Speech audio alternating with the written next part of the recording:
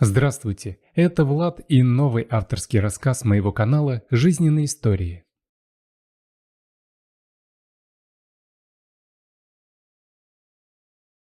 Кирилл не всегда работал патологоанатомом. Когда-то он был полон планов и амбиций. Собирался спасти мир. Ведь бабушка ему говорила еще тогда, когда он только начинал мечтать. «Внучок, запомни, искренние люди – это хорошие люди. Но никогда не рассказывай лишнего, не показывай того, что можешь. Не будь слишком добрым снаружи, затопчут и сожрут. В нынешнее время чем скрытнее человек, тем легче ему живется». Кирилл не верил. Знал, был уверен, что сможет спасти весь мир. Помочь всем, с кем столкнется. Именно бабушка, а она была очень мудрой женщиной, сказала: нужно идти учиться на доктора. Только так он сможет помочь хоть кому-то. Чем взрослее становился Кирилл, тем больше и больше понимал бабушкину правоту. Хорошо хоть что не стал распространяться о том, почему выбрал именно эту профессию. А причины, конечно же, были очень серьезные. Кирилла воспитывала бабуля. Он никогда не помнил, не знал своих родителей. А когда вырос, бабушка рассказала ему, что она не родная. Помогла как-то одной женщине, которая никак не могла родить. Помогала, потому что женщина рыдала. Говорила, что из-за этого муж ее разлюбил. Бабуля помогла. Через год женщина родила ребенка, но муж все равно ушел. Так она приехала и положила малыша перед бабушкой. «Твоя заслуга, ты и воспитывай, а мне теперь нужно свою личную жизнь устраивать». Как не уговаривала ее бабушка, как не просила, но Кирилла оставили. «Я же тогда уже совсем старая была, к смерти готовилась, но из-за тебя повременить пришлось. Как пойму, что не пропадешь, так уйду я. Я же чужие года живу, у людей забираю». Кирилл много раз спрашивал: «Бабуль, я вот все не понимаю. Почему, если мы с тобой родственники не по крови, то я могу делать то же, что и ты?» Бабушка только улыбалась. «Потому что мы с тобой роднее родных, по духу, по сердцу». А Кирилл и правда мог. Бабушка иногда говорила: «Не знаю, что за род у тебя был, но сильнее меня ты». Он смеялся. «Бабуль, род тут ни при чем. Просто сейчас намного больше люди знают, чем раньше». Если в деревне люди к знахарству относились нормально, то городские, конечно же, во всякую ерунду не верили. А уж в то, что человек может просто видеть, и подавно. Кирилл это понял сразу. Люди на каждом шагу гробили себя. Никто ни о чем не думал, а главное, и не слушали никого. Первое время он, конечно, пытался подсказывать, помогать, а потом замкнулся и стал понимать, что бабушка очень даже права, несмотря на то, что из деревни никогда не выезжала. Кирилл окончил вуз с отличием. Его сразу взяли на работу в хорошую больницу. Первое время он присматривался, особо не высовывался. Несколько раз выручал коллег, ставил правильные диагнозы там, где опытные врачи были в замешательстве. Для него это было легко, потому что и анализы в принципе не нужны были. А потом к ним пришел работать сын главврача. Очень амбициозный, заносчивый. Его сразу назначили зав. Отделением, и у больных начались неприятности. Ведь Иван Сергеевич уделял внимание в первую очередь тем, кто платил. Да, медицина в их больнице была бесплатной, но вскоре к тем, кто не мог заплатить, подходили в самую последнюю очередь. Однажды к ним привезли пожилую женщину. Одета она была не очень. Видно было сразу, что лишних денег у нее нет. А может быть, и никаких нет. Ей срочно требовалась операция, но Иван Сергеевич отмахнулся. «Подождет, у меня плановая.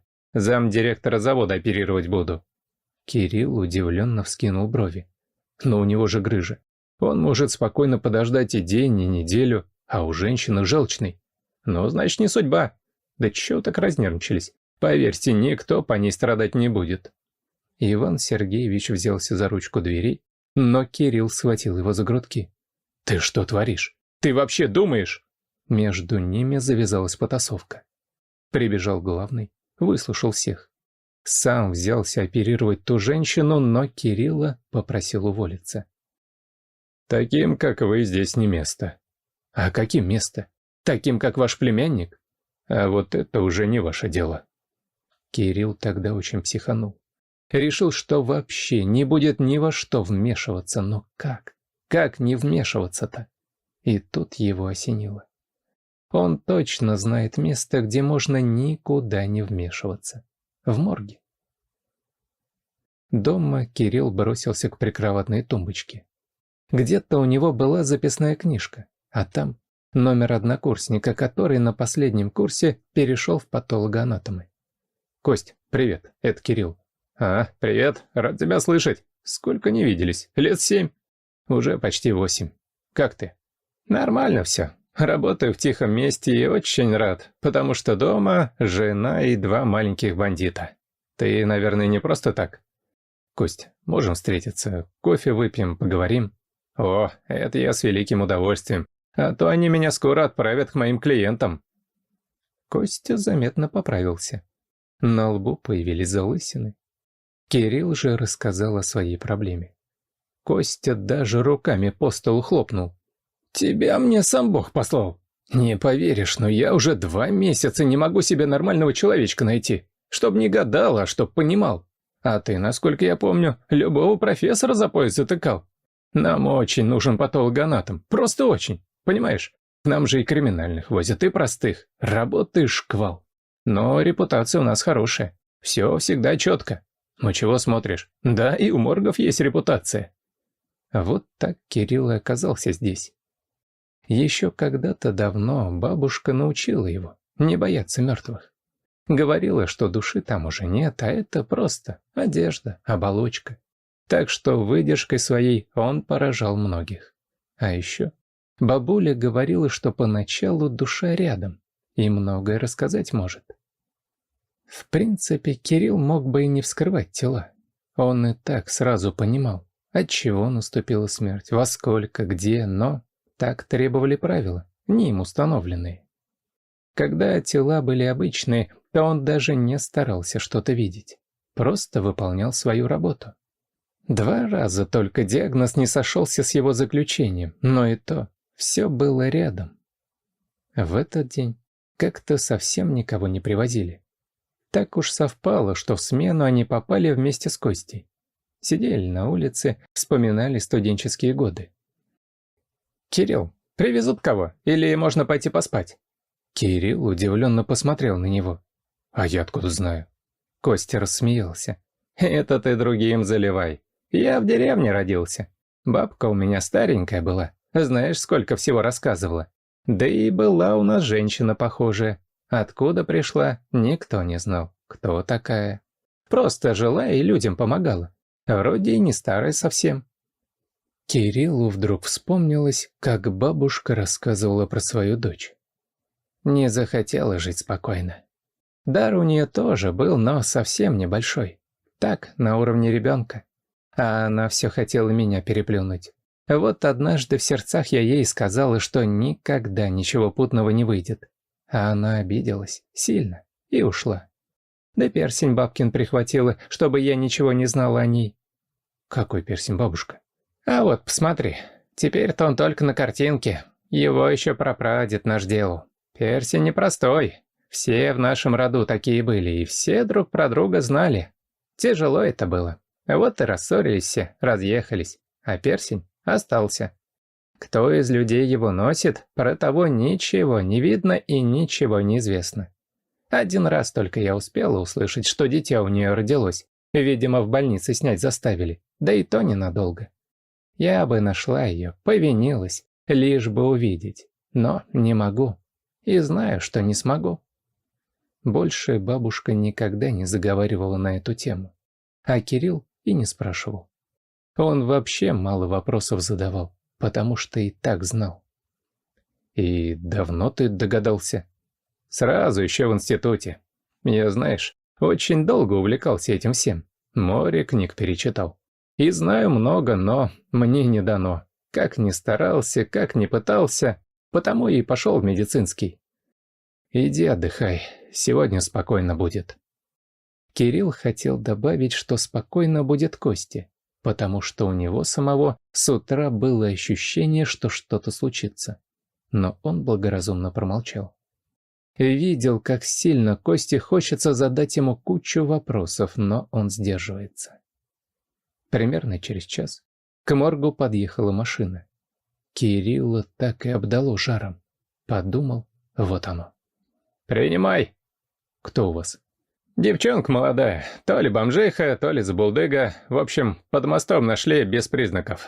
Врачи даже осматривать не стали. Такие пачками каждый день мрут». Кирилл расписался в бумагах. Когда все уехали, и санитар закатил каталку в зал, прошел следом. «Куда ее? В холодильник?» «Я сам, или осмотрю сначала, описание сделаю». Кирилл подошел к каталке. Это и вправду была молодая девушка, 20 с небольшим. Она не была похожа на бродяжку, но одета и вправду плохо. Он провел рукой над ее лицом. Ничего. Кирилл удивленно смотрел в лицо девушки. Как будто что-то знакомое проглядывало в нем. Самое странное, он даже не понимал, когда наступила смерть, от чего. Вообще. Будто перед ним не было человека. Он еще раз провел рукой. И еще. Ничего. Взял девушку за руку. Рука была мягкая. Странно. Что-то царапнуло пальцы Кирилла. Он посмотрел вниз и окаменел. Это был перстень. Повернут камнем внутрь, видимо, чтобы никто не видел. Но не это было странным. Это был тот самый старинный перстень, который показывала ему бабушка. Так. Кирилл осторожно снял украшение, отложил его в сторону. Провел еще раз рукой над лицом девушки. «Костя! Костя, быстрее сюда!» Костя ворвался в зал. Заспанный, растрепанный. «Костя, тащи аптечку! Девушку живую привезли!» Он ринулся за аптечкой, матюгаясь, на чем свет стоит. За его практику это был второй случай. В первый раз у санитара чуть сердце не отказало, в больницу попал. Пока Костя бегал за аптечкой, Кирилл осмотрел девушку. Никаких повреждений, ничего. Такое ощущение, что она спала. Только очень глубоким сном, практически без дыхания. Кирилл наклонился к ее уху и шепотом сказал: «Просыпайся, я знаю, что ты здесь». Девушка открыла глаза и с каким-то сипом, свистом начала дышать. Немного отдышавшись, посмотрела на Кирилла, на перстень, который лежал рядом, и произнесла: «Все-таки я нашла тебя». Кирилл не стал ничего расспрашивать. Они с Костей налили девушке чая, вызвали полицию. Пока заполняли бумаги, пока ждали скорую. Как не смешно, но то, что девушка жива, должен был подтвердить врач. Смена его подошла к концу. «Пошли ко мне, дома все расскажешь». Видел, как Косте было тяжело от любопытства. Улыбнувшись, сказал: «Расскажу тебе все потом». Костя кивнул. «Спасибо, а то я теперь спать не смогу. Я так понимаю, ваша встреча не случайна?» «Похоже, что нет, но я пока и сам ничего не понимаю». Кольцо снова было на девушке. Дома он накормил Машу, так она представилась, и сел перед ней. «Кольцо не снимешь?» Она отрицательно качнула головой. «Я против этого всего. Не хочу. Хочу, чтобы все закончилось. Так жить тяжело». «Согласен, очень тяжело. Давай рассказывай тогда сама». Когда мама заболела, никто не смог ей помочь. Ни я, ни она. Она просто угасала.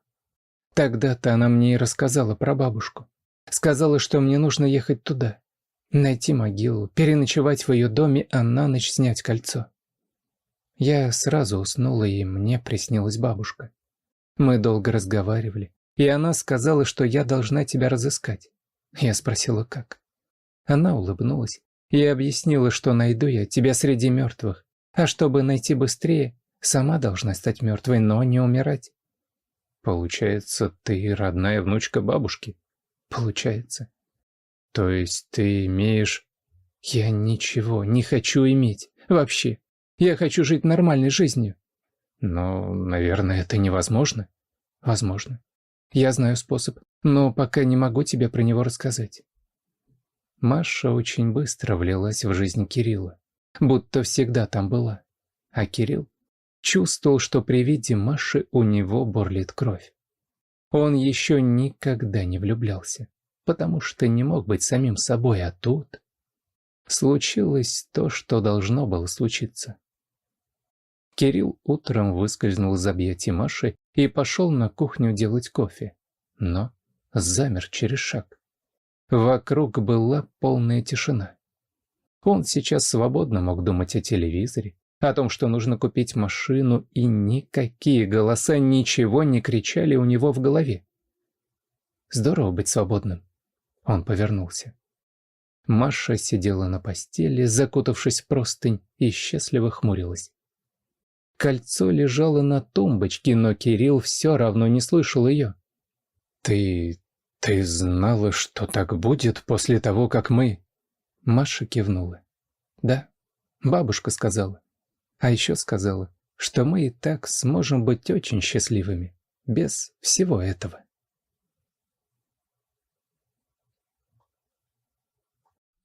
Если вам понравился рассказ, очень надеюсь на вашу поддержку кнопкой «Палец вверх». Спасибо и всего доброго. All right, everyone's presentations are done. Nick, the manager, said as he tried to move the discussion forward. Excuse me, I haven't. I recently found out something. Nick interrupted me and began to speak. There's apparently someone in this department who didn't graduate high school and is just a part-timer. Meetings should be for employees only. Absolutely right. His lackey, Mike, of course, agreed with Nick. I'm leaving. After leaving the meeting room, I started to shut down my computer. I noticed that an email had arrived, not in my personal inbox, but in the company's shared email. Thinking, there's no point in speaking up, no one will listen, I went home quietly. The next day, I heard a commotion from Nick's desk. He was staring at his computer screen, his face pale. Nick? Is something wrong? Mike looked at the screen with him. And he turned even paler than Nick. Why is he so angry? Knowing the reason for Mike's distress, I thought to myself, serves them right. My name is Adam. My mother passed away when I was in the 9th grade, and I was raised by my father. Well, you could hardly call it being raised. After my mother passed, my father changed. He drowned his sorrows in alcohol, and though he still went to work, he squandered our living expenses on horse racing. Because of that, I had to start working part-time as soon as I entered high school. Every month, I went to the convenience store with bills in hand that couldn't be auto-deducted from my father's account. Even though I endured it because I didn't want to be alone, I reached my limit in my second year of high school and dropped out. I found a live-in job at a distant inn. Thank you for everything. The day I left home, my father, still staring at the TV, spoke. Take care. That was our last conversation. Back then, 18 wasn't the age of majority, so I needed my father's permission to work, and I couldn't hide my place of employment. Yet, my father never visited me even once. I kept working just to survive, and before I knew it, I was 42. Years of hard work paid off, and I was transferred to the headquarters. I was thrilled to be recognized by the company, as I thought I'd be working in the field until retirement due to my lack of formal education. Listen up. Our work can change the future of our employees. Don't drag us down. On my first day after the transfer, Nick, dressed in an expensive suit, spoke sternly. There was a reason for this. Our inn was located in a prominent tourist destination, known so well that everyone in the state could sing its commercial jingle. At its peak, we had 5 locations within the state. But that was long ago. Due to financial difficulties and aging facilities, only the place where I had worked for many years and the original establishment remained. I was prepared to lose my job anytime, but now there was a glimmer of hope. With the rise of social media, the tourist area where the inn was located started gaining attention again. Depending on how hard the sales department, where I was transferred, worked, we could either thrive or be forced to give up this prime location to the new hotel chains continuously popping up. For Nick, who had switched careers from another industry to strengthen our sales. This was a battle he couldn't afford to lose. I understood why he had to be strict. "I will do my best." Nick sneered at my enthusiastic declaration. "Did you not hear what I said?" "I'm sorry." I thought I was listening carefully. Out of habit from years of customer service, I apologized reflexively, though I had no idea what had offended him. Someone was watching me with a smirk. In this department, there are those who are expected to excel and those who have been shoved here because they have nowhere else to go. You are the latter. It was Mike, the section chief. He's 7 years younger, at 35. But he was called to headquarters much earlier than I was and had been moving around within the headquarters ever since. I'm not jealous, but I can't accept that he's my boss. Graduating from a prestigious university, he has an unusually high pride and caused many problems as a newbie, making things very difficult for me when I was the front desk leader. When I found out Mike was transferred to the sales department a month before me, I was disheartened. Mike is right. With just a middle school diploma, there's not much you can do. Don't even think about achieving results. As if I didn't exist, Nick remarked, "I'm thirsty." Mike eagerly ran to the coffee maker. It seems Mike is Nick's lackey. I regretted being happy about my transfer to headquarters, wishing I had stayed on site forever. Send a direct mail to every company on this list by the end of the day. Nick only assigned me tasks that even a new graduate could handle. What? There are over 1,000 companies. You want me to send to all of them by today? Yes, if you and your fellow misfits split the work, even those with nowhere else to go should finish by today. I glanced at the employees typing away expressionlessly. They were worn out from customer service, only thinking about leaving on time, or were women reassigned after having children, with zero motivation for work. Even Sam, a new graduate from the same university as Mike, who was supposed to be among the expected achievers, had no enthusiasm for the job, having joined the company wanting to do customer service. "I don't care what they say, I plan to quit any time," he said. Only Nick and Mike were highly motivated, making all the decisions between the two of them. I originally only wanted to work at the inn to survive and had no particular attachment to this job. I swallowed my words, thinking I had no right to reprimand them. About a month after the transfer, Nick told us with a frustrated look. "To commemorate the 50th anniversary, we've decided to create a plan exclusive for one group per day. Originally, Mike and I were supposed to come up with it, but our president, Mr. Thompson, insists on hearing everyone's opinions. So, you all get a chance." As Nick explained, Mike began handing out prints. "Make sure not to embarrass Nick. If your ideas are half-baked, you'll have to redo them." It seemed that they had printed his handwritten notes by Mr. Thompson, which included several questions and a section for free responses. It made sense why Nick had to seek our input, given that all responses had to be submitted to Mr. Thompson. We were given a week to think about it, and a meeting was scheduled to compile our ideas. My plan is to let guests enjoy both the old and modern America. Nick began the presentations. Guests would watch a master confectioner at a nearby traditional sweet shop make sweets in front of them. The welcome drink would be premium tea in a bottle. Nick's plan was certainly attractive. After his presentation, Nick called on us to present in the order we were seated. Just as I stood up for my turn. "All right, everyone's presentations are done." "Excuse me, I haven't. I recently found out something." Nick interrupted me. "There's someone in this department who didn't graduate high school and is just a part-timer." He was likely talking about me. I joined the company as a part-timer and was made a full-time employee when I turned 20. That was 20 years ago, so Nick and Mike probably had no chance to know until recently. Meetings should be for employees only. Absolutely right. After that, Nick kept creating opportunities to solicit everyone's opinions, purposefully excluding me from speaking. The meeting unexpectedly heated up and went past the scheduled end time. A few people asked to leave, and the discussion continued with the remaining few. "Still here?" Normally, you'd leave in that situation. Though I had no attachment to the job initially, hearing kind words from customers made me want to make them happier. For someone like me, with nowhere to go, the inn was my home and customer service was my life. I felt pathetic about my current self. "I'm leaving." I left the conference room and started shutting down my computer. I noticed an email had arrived, not in my personal inbox, but in the company's shared email. Thinking no one would listen to what I had to say anyway, I quietly went home. The next day, while preparing the DM as instructed, I heard a commotion from Nick's desk. In his haste to stand up, he hit his knee on the desk. He stared at his computer screen, his face pale. "Nick! What's wrong?" Mike, thinking he should be the first to rush over, approached Nick while still wearing his coat. He peered at the screen with Nick. And he turned even paler than Nick. Why is he so angry? Who is responsible for this company? Nick, more irritated than ever, asked, and Mike answered without checking. Probably Sam.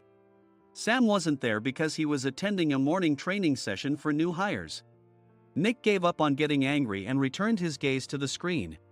They were looking at an email that arrived right after the end of the working day yesterday. Apparently, no one, including me, had checked it before leaving. The email was from a large company that used us for their annual employee trips. The president and executives of that company also frequently used our services personally. President of the company, Mr. Mason himself, had declared that neither he nor his company would ever use our services again. Well, some companies cancel their employee trips or stop using our services due to financial struggles. Let's just move on. Mike kept wiping the sweat from his forehead with a handkerchief. Knowing why Mike was so agitated, I quietly watched their interaction. Do you know how much revenue we get from that company? We can find other guests to fill the rooms, but we'll lose the banquet costs, gift shop revenue, rental car fees, and more. Moreover, the gifts were supposed to be prepared by the traditional confectionery shop involved in Nick's proposed plan. If it's known that we incurred such a huge loss at this critical time, Nick's position in the company would be jeopardized. Nick took a deep breath, seemingly trying to calm himself. All right, Mike. Go to New York right now and apologize to Mr. Mason. What? You're coming with me, right? I have urgent work to do. I trust you, which is why I'm entrusting this to you. Please. Mike, believing Nick's sincerity, agreed with a determined look on his face, saying, yes. That's Nick for you. Even if Mike went to apologize, Nick would shift all the blame onto him if the client didn't change their mind. Well, it was Mike's fault to begin with, so it served him right. About 3 hours later, Sam answered a call from somewhere and repeatedly apologized, saying, I'm very sorry. Everyone watched to see what was happening. After ending the call, he informed Nick with a weary tone. When Mike arrived at the client's company, he only made things worse, further infuriating Mr. Mason. He was demanding, get his boss here immediately. It was no wonder Sam was exhausted, dealing with such a call right after returning from training. What is that idiot doing? All right, Adam, you're coming with me. If sacrificing Mike didn't work, then I must be next. Normally, I'd want to refuse at all costs, but I saw an opportunity in this situation. If I can be of assistance, I'd be happy to join you. I immediately followed Nick, and we flew to New York. When we introduced ourselves at the reception, it became clear how serious the situation was, as the receptionist personally escorted us to the president's office. Angry voices leaked through the door, making both Nick and me uneasy. Excuse me. I'm Nick, the supervisor. I understand my subordinate has caused you trouble, and I deeply apologize. Nick, with his experience in the corporate world, knew enough to offer an apology before excuses. However, his customer service skills left much to be desired. I sighed as I saw Mike trembling like a small dog in the corner of the room. What kind of training are you giving your subordinates? Mr. Mason glared at Nick with a red face. The intensity of his gaze made even Nick take a step back. Regrettably, I joined this company only 2 years ago and was unaware of Mike's issues. I should have identified his shortcomings sooner. Indeed. I should have realized sooner. No sensible person would come to apologize and then give a lengthy presentation on the drawbacks of not using their in. Nick froze, his mouth slightly open. Suspecting the worst, I picked up the documents that had fallen to the floor. It seemed Mike hastily prepared these documents on the plane, listing the disadvantages. Disadvantage 1: if you change the venue for the company trip, employees might suspect it's for cost-cutting reasons, leading to a negative impression. Reading it aloud half-jokingly, Nick snatched the papers from my hand and checked the contents with a furious expression. Among the stack of documents was a receipt from a nearby convenience store's copy machine. I felt a pang of dread, hoping he hadn't shown the receipt as well. What do you think he said when I asked what kind of nerve he had to do this? I'm very sorry. Faced with the dire situation, Nick must have thought there was nothing left to do but apologize. In a voice smaller than I'd ever heard from him, he uttered words of apology. He said, "I'm a Harvard graduate. I don't believe I said anything wrong." Mike! What have you done? Forgetting his plan to pin the blame on Mike, Nick yelled loudly, even in front of Mr. Mason. "I didn't do anything wrong." "You're still saying that? Look at him." Mike pointed at me with a shaking hand. "I was assigned to headquarters in my 20s and now I'm a section chief. This guy only made it to headquarters at 42. Everything I've done proves I was right. So why are we losing the contract?" Having said his piece, Mike collapsed to the floor. "Of course. You were sent there because you had nowhere else to go."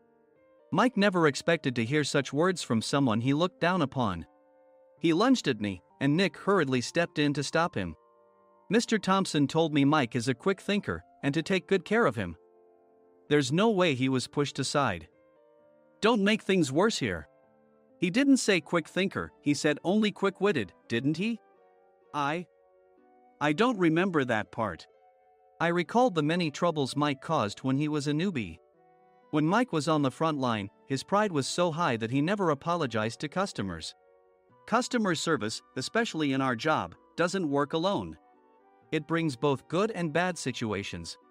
If the front staff or housekeepers made mistakes, or the cleaning company didn't properly clean a room, one had to apologize to the customers regardless of personal fault. Mike, in such situations, would never apologize, insisting he wasn't at fault. This often angered customers, and as the front desk leader, I frequently had to apologize on his behalf. He caused complaints and disrupted operations, which is why he was quickly moved to headquarters. In departments where he didn't interact directly with customers, his quick thinking was beneficial and things went well. But it seemed his flaws were starting to show. Corporate reservations are supposed to be entered into the system by the sales representative. But a quick check yesterday revealed that more than 10 items were missing from the client's reservation. The handover document clearly stated what needed to be prepared. Why didn't you enter it into the system? Why do we have to give them special treatment? Filling rooms near the banquet hall, setting up all the food in advance. Specifying the brand of wine, they're too demanding. No wonder he always angered customers, I thought, feeling a headache coming on. Grouping them in rooms near the banquet hall is for our benefit too. It makes it easier for the staff to set up beds and serve breakfast since everyone's schedule is synchronized. As for the other requests, Mr. Mason suggested them to lighten our load. I didn't know that. Nick finally seemed to realize that Mike was the one who had angered the client. What did you say to them? I just told them we wouldn't give them special treatment anymore. We shouldn't waste effort on things that don't bring in money. I was utterly exasperated at his lack of understanding of customer service. Of course, we shouldn't comply with unreasonable demands. But carrying over successful practices from past stays makes customers feel remembered and enhances their experience.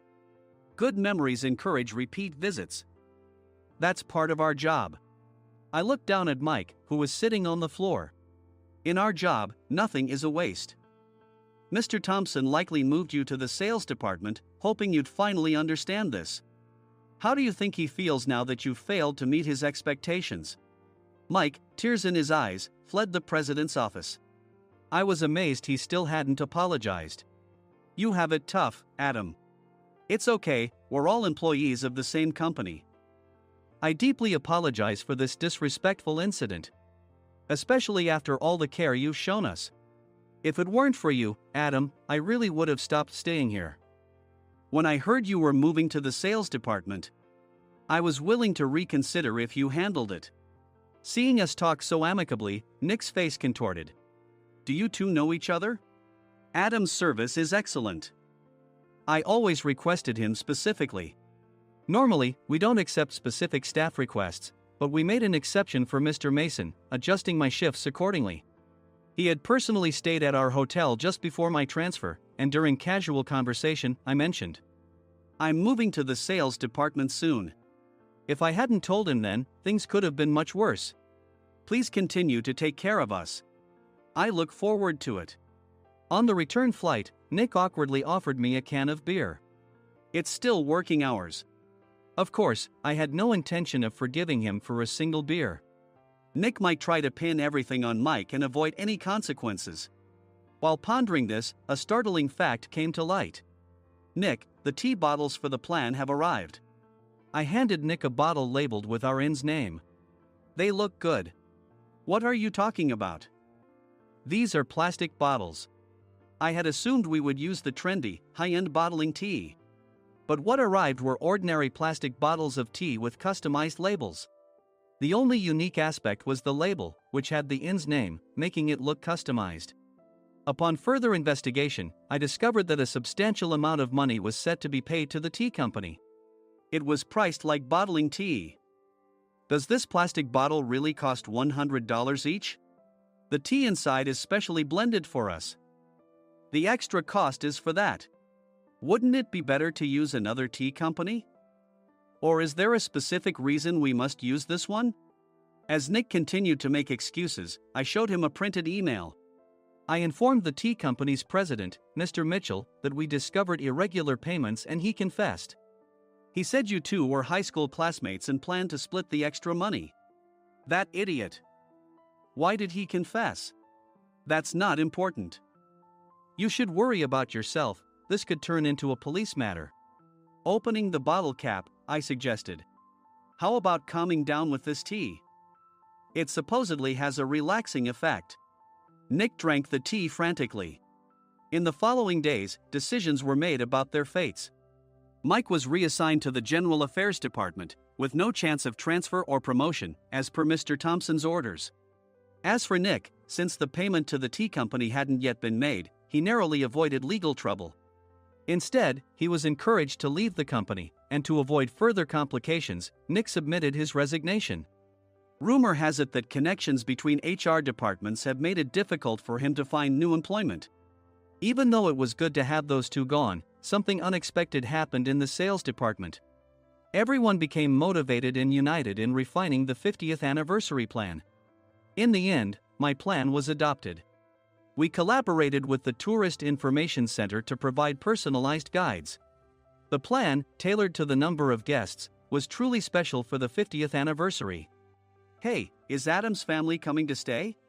I immediately booked that special plan for my family. Sam noticed it on the reservation list and quickly picked up on it. "Yes, I'm inviting my father." "That's great. I might invite my parents too." I lacked the courage to face my father just as Adam. But here, with the confidence Mr. Mason praised, I felt ready. The 50th anniversary plan was a perfect opportunity to reconnect with my father. I hoped to bring back the days when we could laugh together as we once did.